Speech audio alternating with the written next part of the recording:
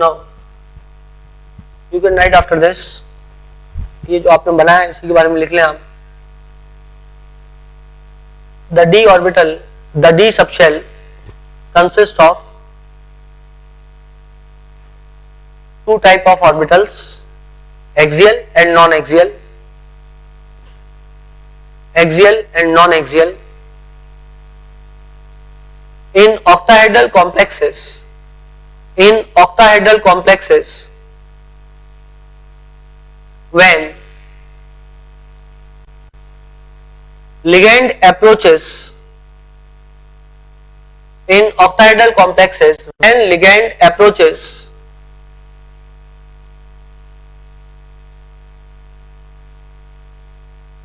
through x, y and z axis, the energies of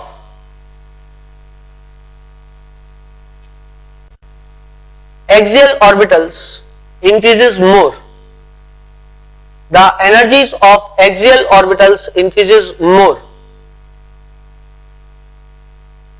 वहां पे लिख लेना एक्सियल ऑर्बिटल का नाम D x square minus y square and dz square, because of more interaction, because of more interaction between the field of ligand and central metal atom, between the ligands and central metal atom.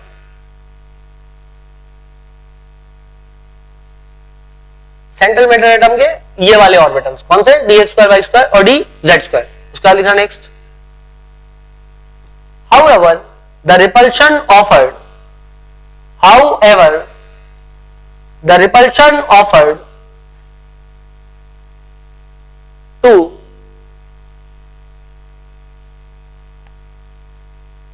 D x Y,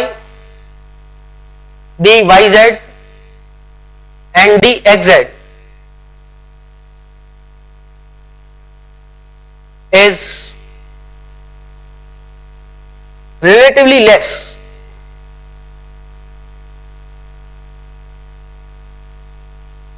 Therefore, their energies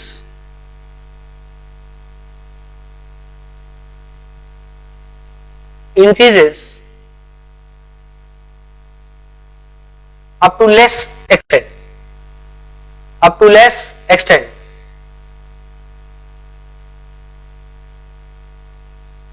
And hence the d orbital splits in two type of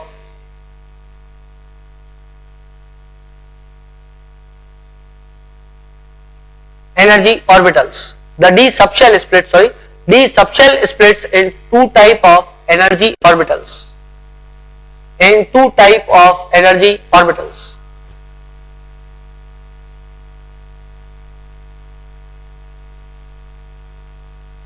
नीचे लिखना, axial having less energy, axial having more energy, axial having more energy, axial having more energy are termed as EG orbitals, and non-axial having less energy are termed as T2G orbital. EG कौन कौन से हो जाएंगे, EG हो जाएंगे d x square minus y square and d z square. T2G हो जाएंगे d x y, d y z, d x Z.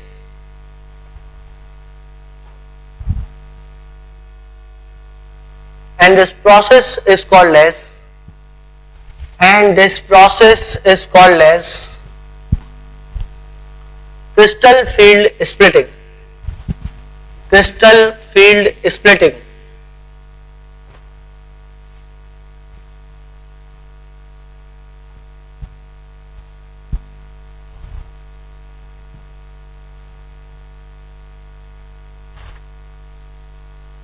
अब देखें, यदि कोई इलेक्ट्रिक या मैग्नेटिक फील्ड नहीं है तो सारे डी सबशेल के ऑर्बिटल डी जनरेट होते हैं। तो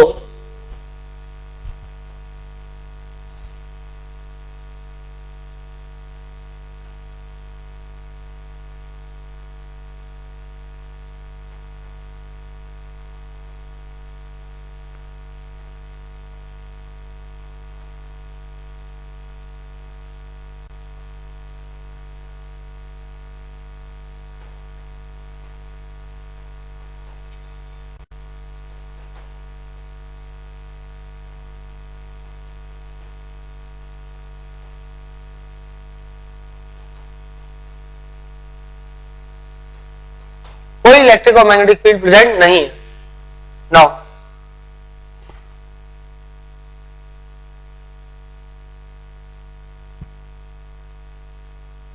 उसको बढ़ने की जरूरत,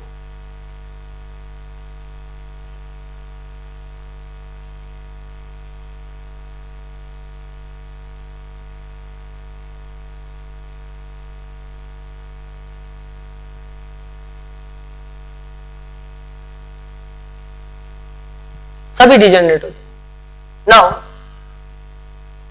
मान लो एक यूनिफॉर्म फील्ड अप्लाई कर दो,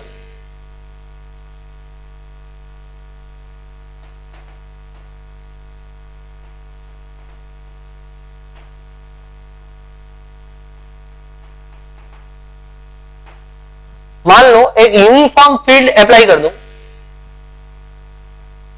तो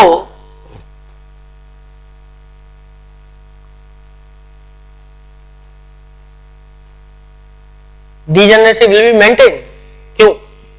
इसलिए क्योंकि यूनिफॉर्म फील्ड सभी को रिपल्शन बराबरी से देगा तो सभी की एनर्जी बराबरी से बढ़ेगी, और सभी की एनर्जी यदि बराबरी से बढ़ेगी तो degeneracy will be maintained. In that case degeneracy का लॉस नहीं होगा।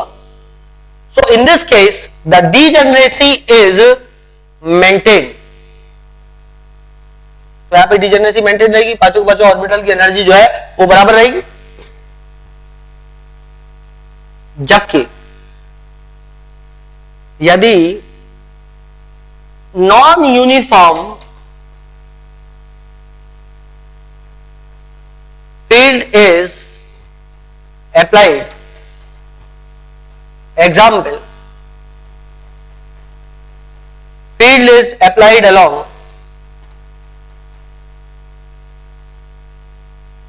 field is applied directly against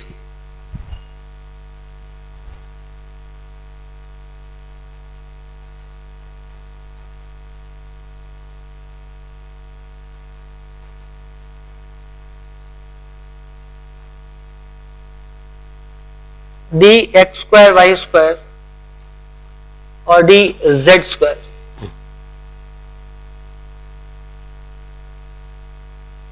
तो फिर क्या होगा? तो फिर एनर्जीज बदल जाए,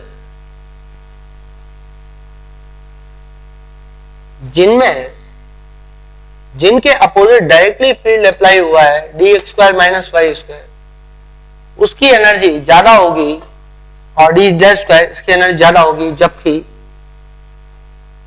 इन तीन की एनर्जी dxy, dyz और dxz कम होगी। तो डिजेनरेसी इज लॉस्ट। इस प्रोसेस को बोलते हैं क्रिस्टल फील्ड स्प्लिटिंग।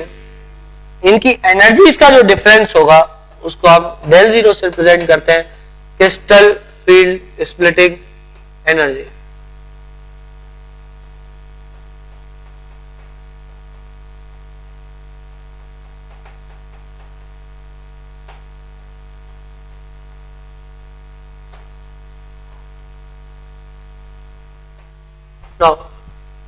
एक होते है पेयरिंग ऑफ एनर्जी होती है।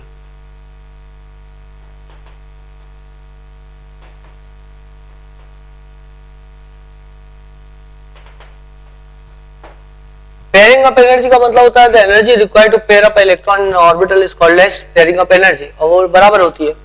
जैसे s ऑर्बिटल में पहले से एक इलेक्ट्रॉन मौजूद है, जब दूसरा इलेक्ट्रॉन आएगा तो इसमें जो एनर्जी रिक्वायर्ड होती है उसको बोलते हैं pairing up energy. So you can write that pairing up energy, उसको रिप्रेजेंट करना है P के द्वारा। Energy required to pair up a electron, energy required to pair up a electron is called as pairing up energy. Pairing up energy, and it is same irrespective of kind of orbital. It is same irrespective of kind of orbital involved. Irrespective of kind of orbital involved, it is same. देखिए, तो pairing up energy की बात करें तो pairing up energy में हम क्या करेंगे, जैसे कि मान लो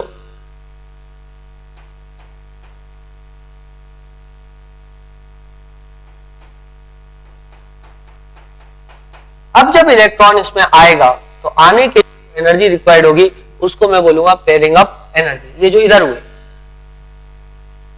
and there is one called as crystal field splitting energy represent by del zero, जो अभी मैंने आपको बताया। अब बेटा लिगेंड दो टाइप के होते हैं, एक होता है स्ट्रॉन्ग फील्ड लिगेंड और एक होता है वीक फील्ड लिगेंड।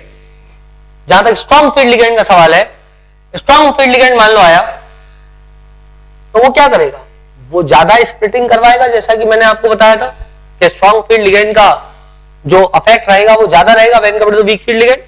तो स्ट्रॉन्ग फील्ड लिगेंड यदि आया तो वो T2G और EG के बीच में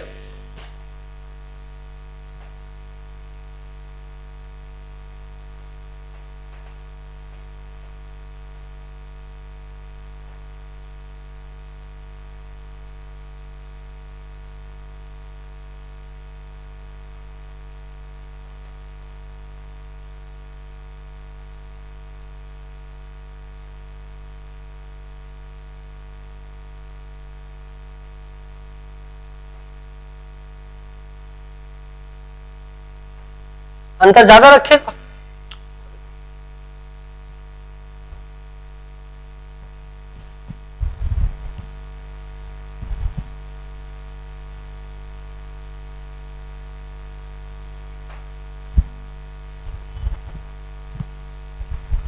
इसके बीच एनर्जी का डिफरेंस ज्यादा होगा इन presence of strong field ligand.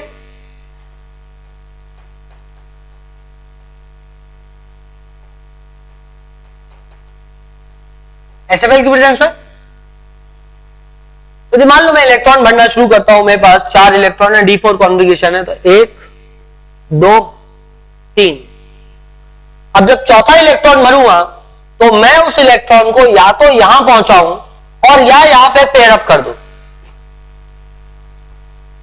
यदि मैंने इलेक्ट्रॉन को पेयर अप किया तो मेरे को एनर्जी देखनी पड़ेगी कितनी एनर्जी रिक्वायर्ड है, और या मैं जब इलेक्ट्रॉन को इधर पहुंचाऊंगा हायर एनर्जी ऑर्बिटल में तो देखना पड़ेगा कि एनर्जी कितनी है। यदि मान लो del zero का वैल्यू P से ज्यादा हुआ, यदि del zero का वैल्यू P से ज्यादा हुआ तो देन आउटर ऑर्बिटल कॉम्प्लेक्स बनेगा, या ये बोल दो उस केस में इलेक्ट्रॉन जो है वो क्या होगा, इलेक्ट्रॉन ऊपर चला जाएगा। Then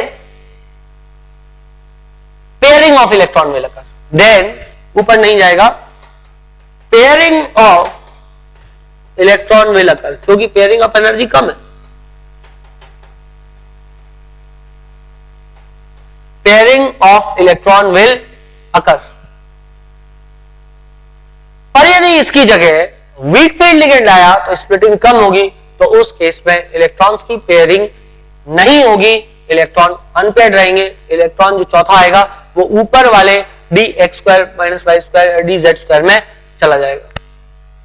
now in presence of weak field ligand क्या होगा वो भी बना देता हूं मैं।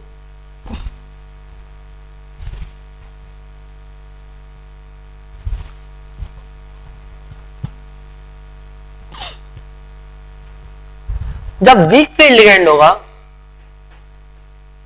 तो उस समय भी स्प्लिटिंग होगी,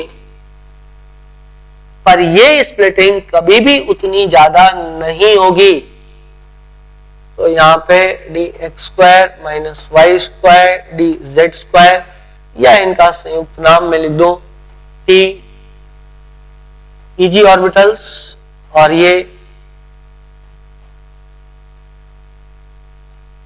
D y z d x z, ये संयुक्त रूप से मैं लिख दूं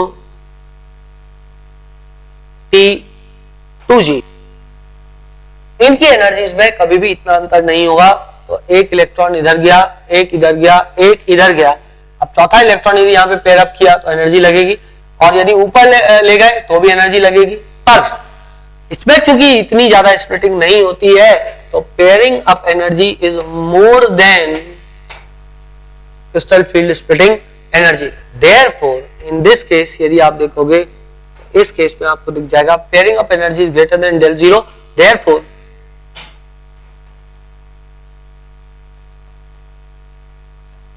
pairing will not occur. Pairing will not occur.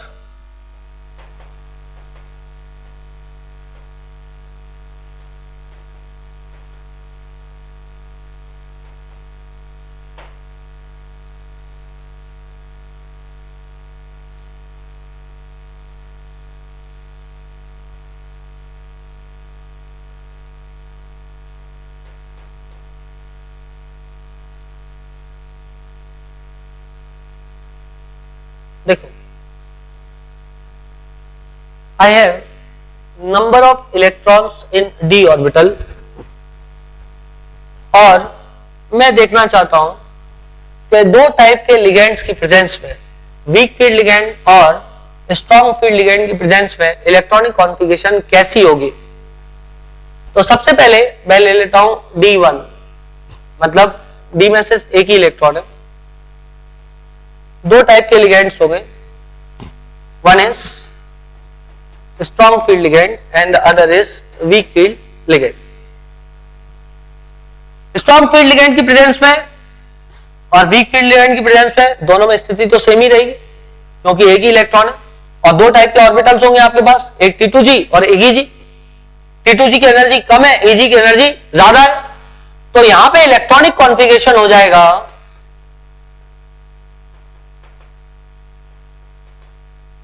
electronic configuration will be T2G 1 EG 0, and here it will be weak field ligand की उपस्थिति में भी T2G 1 और EG 0।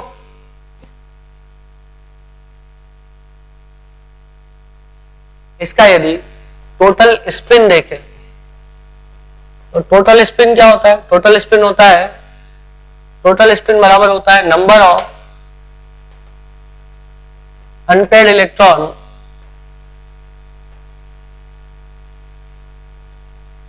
Electrons divide by 2। Strong field ligand की प्रेजेंस पे total spin कितना हो जाएगा? 1 डिवाइडेड बाय 2, और यहां भी कितना हो जाएगा? 1 डिवाइडेड बाय 2।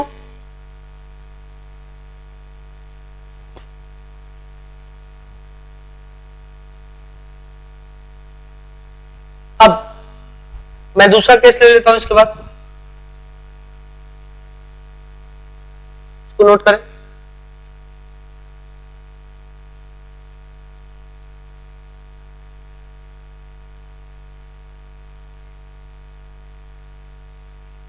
इसके बाद में D2 ले लेते।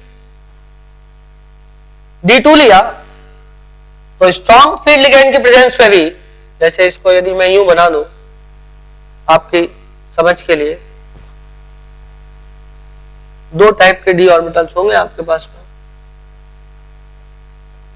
ये T2G है और ये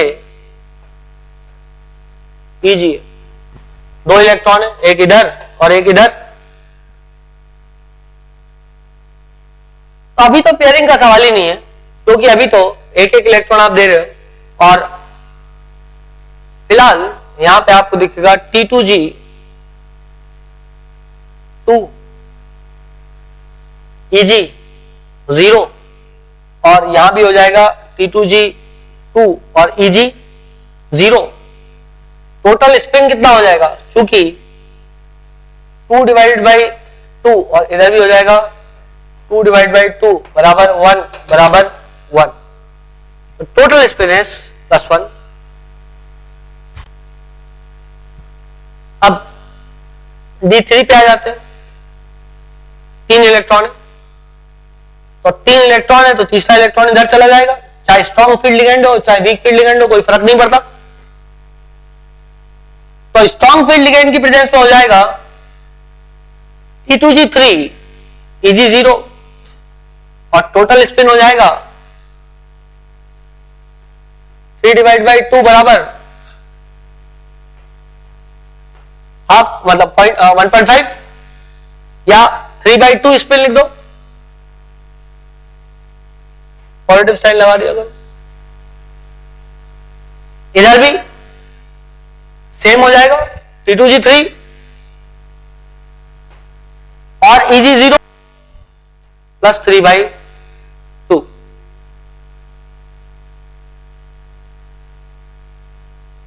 अब नेक्स्ट एग्जांपल देखें, D4 कर देते, D4 किया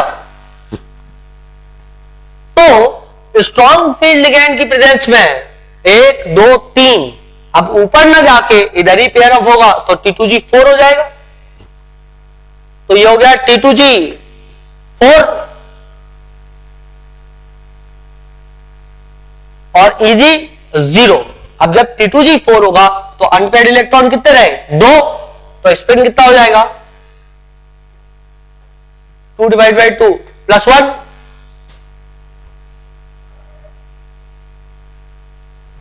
पर जब वीक फील्ड लिगेंड आएगा तो वीक फील्ड लिगेंड की प्रेजेंस में ये इलेक्ट्रॉन यहां पेयर अप ना होके ऊपर चला जाएगा, तो इसका इलेक्ट्रॉनिक कॉन्फ़िगरेशन हो जाएगा T2G3 Eg1, और चूंकि टोटल इलेक्ट्रॉन जो अनपेयर्ड है वो 4 है, इसलिए 4 डिवाइडेड बाई 2 प्लस 2 इसका स्पिन हो जाएगा। अब इसके बाद मान लो D5 हो गया, तो स्ट्रॉन्ग फील्ड लिगेंड की प्रेजेंस में यदि D5 है तो क्या होगा, 1 2 3 4 5, ऊपर इलेक्ट्रॉन नहीं जाएगा, therefore it will become T2G5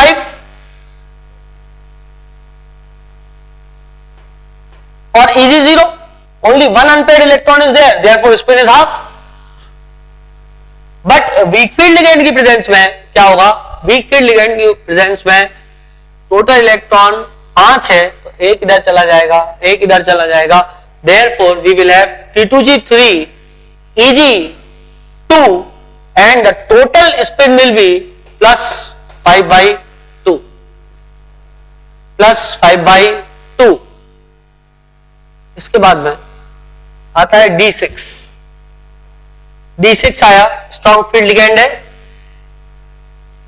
तो स्ट्रॉन्ग फील्ड लिगेंड की प्रेजेंस में 1 2 3 4 5 6, तो हो जाएगा T2G6 और Eg0 और स्पिन हो जाएगा 0। जबकि वीक फील्ड लिगेंड की प्रेजेंस में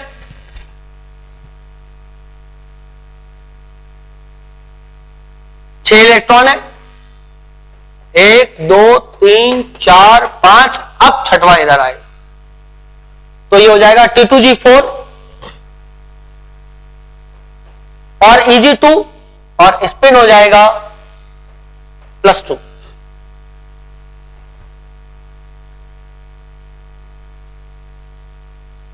इसके बाद आएगा D7,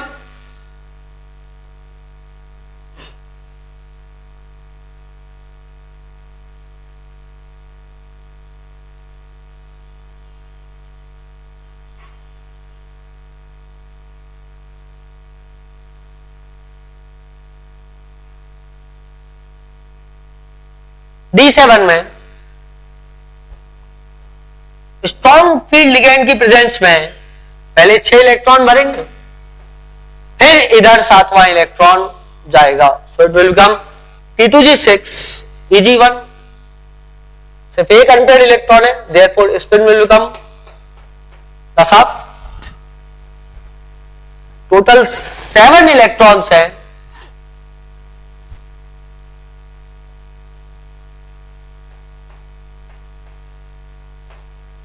वीक फील्ड लिगैंड की प्रेजेंस में 3, 4, 5, 6, 7. तो ये हो गया T2G5 Eg2 और स्पिन हो जाएगा +3/2 +3/2.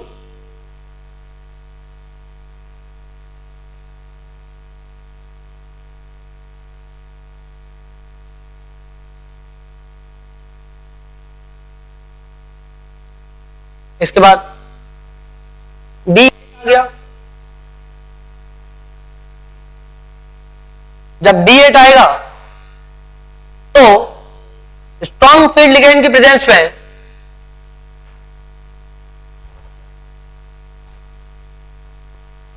पहले ये 6 पूरे भरो, उसके बाद ही ऊपर जा सकते हो.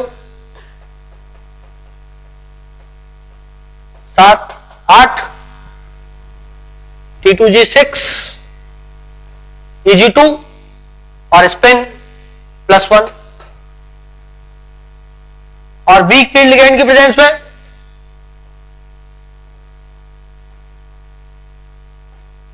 एक, 2, 3, 4, 5, 6, 7, 8. तो it will become T2G6 Eg2 और स्पिन हो जाएगा +1. दोनों का इलेक्ट्रॉनिक कॉन्फ़िगरेशन सेम हो गया है. ये भी क्वेश्चन आपको एग्जाम में आ सकता है इस तरीके से कि किस एग्जाम्पल में वीक फील्ड लिगैंड और स्ट्रॉन्ग फील्ड लिगैंड में सिमिलर इलेक्ट्रॉनिक कॉन्फ़िगरेशन देखने को मिलेगी. और D1, D2, D3, D8 इस टाइप से आपको ऑप्शन दे सकते हैं. नाउ D9 गया तो अगेन ये 6 पूरे भरेंगे स्ट्रॉन्ग फील्ड लिगैंड में, फिर 7, 8 और फिर 9. ये हो जाएगा T2G6 Eg3. Total spin half. यहां पे आ जाओ. यहां पे 1, 2, 3, 4, 5, 6, 7, 8 और फिर 9. तो ये हो गया Eg3. ये भी और ये हो जाएगा हाफ. इसके बाद लास्ट एग्जांपल D10 में ऑब्वियसली दोनों में से जाएगा Eg4 और स्पिन हो जाएगा 0, 0. So this was about crystal field ligand spreading theory. Some more aspects we will discuss in the next class.